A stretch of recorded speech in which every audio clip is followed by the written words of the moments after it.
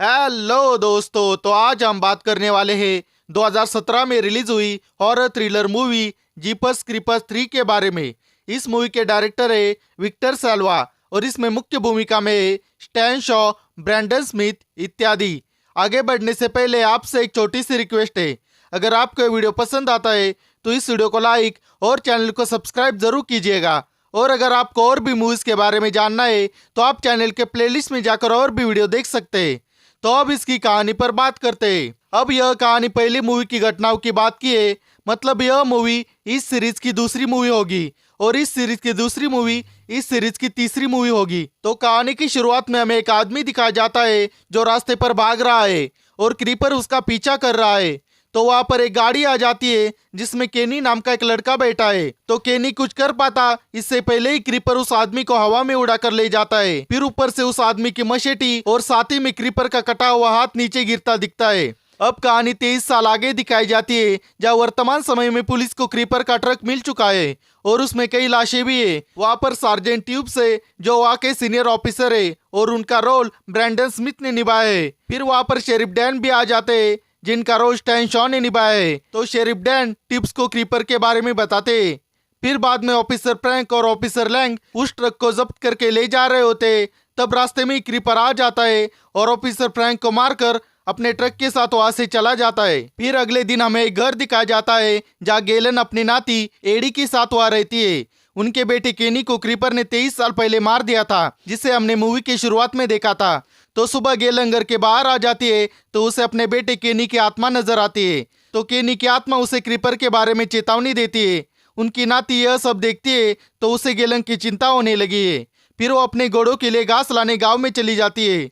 वही police station में sheriff Dan ने माइकल को भारी हथियारों के साथ वहां बुलाया है ताकि इस बार वो क्रीपर को मार सके। बता दो कि शेरिफ ने एक टीम बनाई है जिसमें क्रीपर द्वारा मारे गए लोगों के रिश्तेदार है। वही एडी दुकान जाने से पहले अपने दोस्त ग्रेसी के घर के पास रुकती है, जहाँ उसकी माँ बेथ और उसका भाई कर्क है। तो बातें करने के बाद एडी वहां से चली जाती है और कर्क अपने दोस्तों के साथ बाइक राइडिंग करने चला जाता है। फिर जंगल में 4 दोस्त राइडिंग कर रहे होते हैं, तब उन्हें क्रीपर का ट्रक नजर आता है। तो वो उसके पास जाते हैं तो ट्रक का दरवाजा खुलता है और उन्हें अंदर लाशें दिखाई देती है।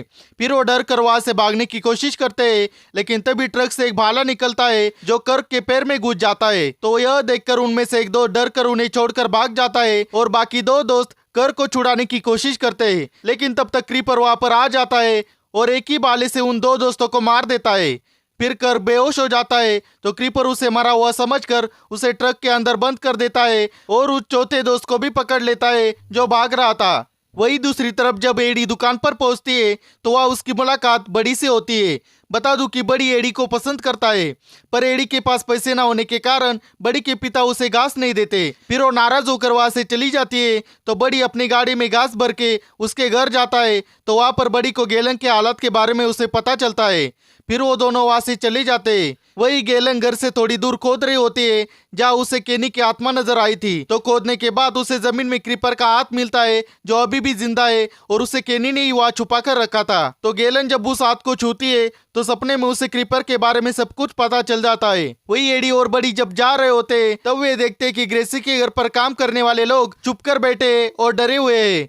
तभी वहां पर क्रीपर आ जाता है और सभी को मारकर एडी को ले जाता है। वही सहमा हुआ बड़ी जब अपने घर पहुंचता है तो दूसरी गाड़ी लेकर एडी को ढूंढने के लिए निकल पड़ता है। वही दूसरी तरफ सार्जेंट ट्यूब्स और शेरिफ डैन जब गेलन के पास पहुंचते हैं तो गेलन उन दोनों को वह हाथ दिखाती है और उसके बारे में बताती है। तो शेरिफ डैन अपने पूरे ग्रुप को वहां बुला लेता है। फिर शेरिफ डैन उस हाथ को जब छूता है तो उसे पता चलता है कि क्रीपर एक प्राचीन जीव है और असल में वो बहुत ही बड़ा है।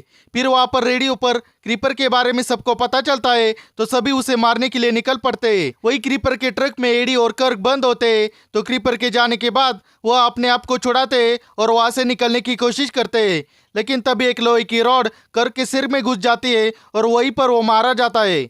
वही दूसरी तरफ शेरिफ डैन और सार्जेंट टूब जब जा रहे होते तो रास्ते में उन्हें क्रीपर का ट्रक नजर आता है। तो वह उस ट्रक पर गोलियां चलाता है, लेकिन उसे कुछ भी नहीं होता।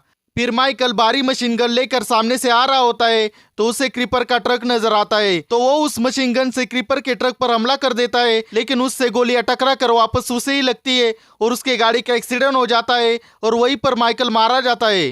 फिर क्रीपर की बॉम्ब की वजह से शेरिफ की भी गाड़ी का एक्सीडेंट हो जाता है। फिर शेरिफ बाहर आकर क्रीपर को मारने की कोशिश करते हैं, लेकिन अंत में क्रीपर उन्हें मार देता है। वही शाम हो जाती है तो क्रीपर को पता चलता है कि एडी उसके गाड़ी में अभी जिंदा है, तो उसे मारने की कोशिश करता है, पर उसी की रॉड उसी के सिर में घुस जाती है। फिर एडी वहां से भाग जाती है तो क्रीपर उसका पीछा करता है, तो भागते हुए रास्ते में एक ट्रक से टकरा जाता है। फिर वो उस ट्रक ड्राइवर को मारकर एडी के फार्म हाउस पर पहुंच जाता है, तो उसे वहां पर उसका हाथ मिलता है और वहां लिखा होता है, हम तुम्हारे बारे में सब जानते हैं। फिर वो वहां पर गुस्से से चिल्लाता है। वही एडी को रास्ते में बड़ी और गैलन मिल जाते हैं। फिर अगले दिन बड़ी हाई स्कूल चला जाता है और एडी उसे अलविदा कहती है। फिर 23 साल बाद हमें फिर से ट्रिश दिखाई जाती है, जिसे हमने पहले मूवी में देखा था, और जो कंप्यूटर के सामने बैठकर कुछ पढ़ रहे होती है, जिसमें क्रीपर के खिलाफ लड़ने के बारे में लिखा होता है। तो अपने भाई डैरी के मौत का क्रीपर से बदला लेने की कसम खाती है और वहीं पर मूवी समाप्त हो जाती है। अब मेरे एक्सपीरियंस की बात करें तो वह बुरा था। इसका मुख्य कारण है इसकी कहानी, क्योंकि इसकी कहानी पहले 2 मूवी के बीच की है, तो उसे देखने में बिल्कुल इंटरेस्ट नहीं आता। इससे अच्छा होता कि इसके आगे की कहानी दिखाई जाती। ऊपर से इसकी डायरेक्शन की बात करें तो वह भी बुरा था। मूवी बीच बीच में बोर करती है और एडिटिंग तो इसकी बहुत ही खराब है। ऊपर से वीएफएक्स भी बेकार है, तो मैं तो इसे आपको बिल्कुल भी रिकमेंड नहीं करूंगा। तो अब इस मूवी के अदर डिटेल्स के बारे में बात करते हैं। इस मूवी का रन टाइम 1 घंटा और 40 मिनट है। इसकी IMDb रेटिंग 3.9 आउट ऑफ 10 है और इसका रोटेन टोमेटो स्कोर 17% है। इसकी बजट की बात करें तो वह था $6.9 मिलियन और इस मूवी ने कमाए थे $4 मिलियन।